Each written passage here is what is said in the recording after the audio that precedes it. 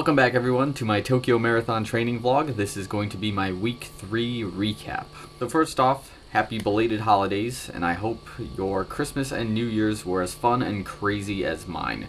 So in my case, I drove 9 hours north of Chicago to a small city called Lutsen in Minnesota along the coast of Lake Superior, where we went on a skiing trip. So this is the 1 week a year that I take off entirely from running, mostly because of the schedule events, the amount of daylight in this area, the lack of rec center for workouts. Weather is also a decisive factor. But knowing that the Tokyo Marathon wasn't going to train itself, I promised that I would put in the workouts that were required. So we mostly ski between 8:30 a.m. and 3:30 p.m., which is roughly the window of daylight out there at this specific time of the year.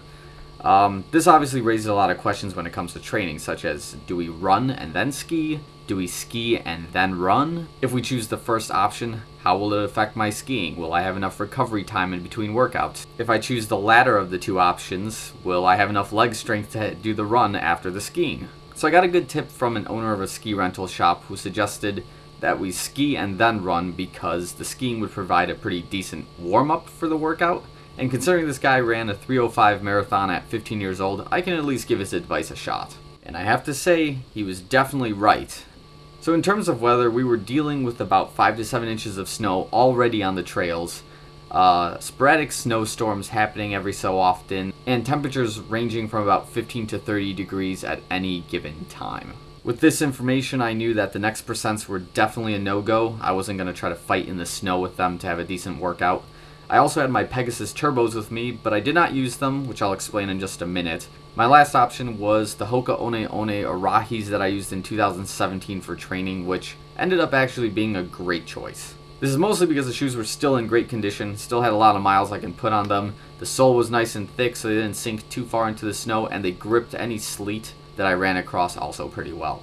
So despite the crazy weather conditions, a member of our skiing party wanted to actually go on runs with me, so considering that I haven't actually run with other people in quite a while, I welcomed the idea, and I was pleasantly surprised to see someone was as insane as I was to go put on a few miles in a snowstorm. So we basically ran almost every day at about a 7:30 to 8:30 average pace because, to be completely honest, that was as fast as we can go in the snow and in the sleet. We also couldn't go too far because the sun had almost completely set by the time we got back from skiing, and there weren't too many lights, and I didn't bring any headlamps. Our runs ranged from about 3 to 6 miles every single day, and we did actually end up running a total of 50 miles for the entire week.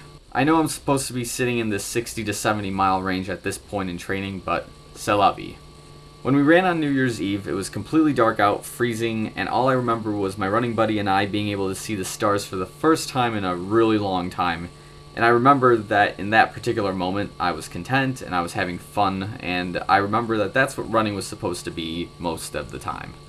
It was one of those rare moments where everything just felt good. So overall, this ski trip was one for the books, whether it be spontaneous s'mores, whether it be life talks at 3 a.m. in the morning, or just simply getting closer to family and friends that joined us. But it was definitely a vacation that I needed, and it helped refresh me for the new year. And now that I'm back home, I'm more focused for Tokyo than ever before. My last few runs in the city helped validate that I am exactly where I left off. I didn't lose any major fitness, I guess we can say. And basically I'm just a few tempo and long run workouts behind, but that's not an issue. I'll just try to catch up. So other than that, that's basically my recap for week 3. I didn't really have a lot of time to film too many runs other than the 2 that I did. Yeah, I was just really living in the moment out there for vacation. But anyways, that's all I got for now. So thanks for watching this video. Definitely like and subscribe if you want to continue following my Tokyo training progress. And I will be uploading a ski video compilation soon, most likely onto this channel. And I will see you guys later. Thanks for watching. No one will ever try.